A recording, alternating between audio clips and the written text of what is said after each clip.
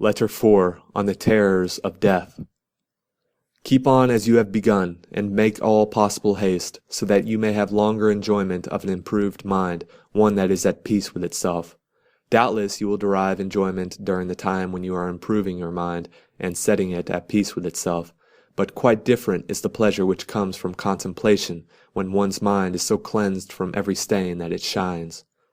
You remember, of course, what joy you felt when you laid aside the garments of boyhood and donned the man's toga, and were escorted to the forum. Nevertheless, you may look for a still greater joy when you have laid aside the mind of boyhood, and when wisdom has enrolled you among men. For it is not boyhood that still stays with us, but something worse, boyishness. And this condition is all the more serious because we possess the authority of old age, together with the follies of boyhood, yea, even the follies of infancy. Boys fear trifles, children fear shadows, we fear both. All you need to do is to advance.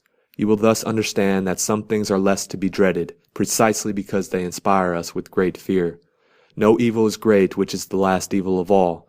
Death arrives. It would be a thing to dread if it could remain with you, but death must either not come at all, or else must come and pass away.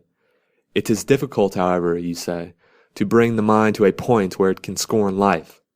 But do you not see what trifling reasons impel men to scorn life? One hangs himself before the door of his mistress, another hurls himself from the housetop, that he may no longer be compelled to bear the taunts of a bad-tempered master.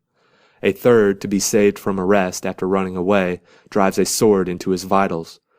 Do you not suppose that virtue will be as efficacious as excessive fear?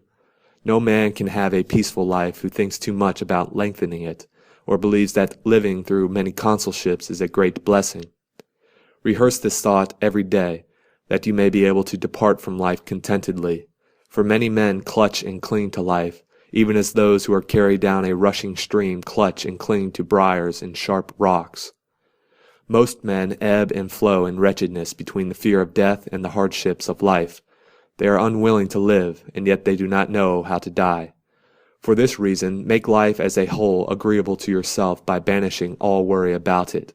No good thing renders its possessor happy unless his mind is reconciled to the possibility of loss. Nothing, however, is lost with less discomfort than that which, when lost, cannot be missed. Therefore, encourage and toughen your spirit against the mishaps that afflict even the most powerful. For example, the fate of Pompey was settled by a boy and a eunuch, that of Crassus by a cruel and insolent Parthian. Gaius Caesar ordered Lepidus to bare his neck for the axe of the tribune Dexter, and he himself offered his own throat to Chaerea. No man has ever been so far advanced by fortune that she did not threaten him as greatly as she had previously indulged him. Do not trust her seeming calm. In a moment the sea is moved to its depths. The very day the ships have made a brave show in the games, they are engulfed. Reflect that a highwayman or an enemy may cut your throat, and, though he is not your master, every slave wields the power of life and death over you. Therefore I declare to you, he is lord of your life that scorns his own. Think of those who have perished through plots in their own home, slain either openly or by guile.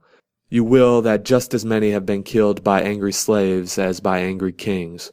What matter, therefore, how powerful he be whom you fear, when everyone possesses the power which inspires your fear?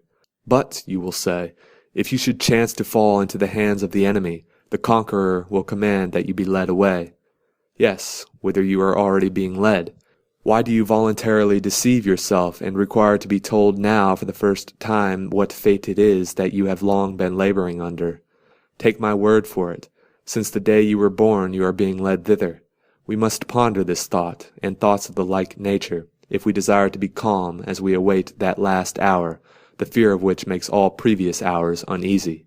But I must end my letter. Let me share with you the saying which pleased me today. It, too, is culled from another man's garden. Poverty brought into conformity with the law of nature is great wealth. Do you know what limits that law of nature ordains for us? Merely to avert hunger, thirst, and cold. In order to banish hunger and thirst, it is not necessary for you to pay court at the doors of the purse-proud, or to submit to the stern frown, or to the kindness that humiliates, nor is it necessary for you to scour the seas or go campaigning. Nature's needs are easily provided and ready to hand. It is the superfluous things for which men sweat, the superfluous things that wear our togas threadbare, that force us to grow old in camp, that dash us upon foreign shores. That which is enough is ready to our hands. He who has made a fair compact with poverty is rich. Farewell.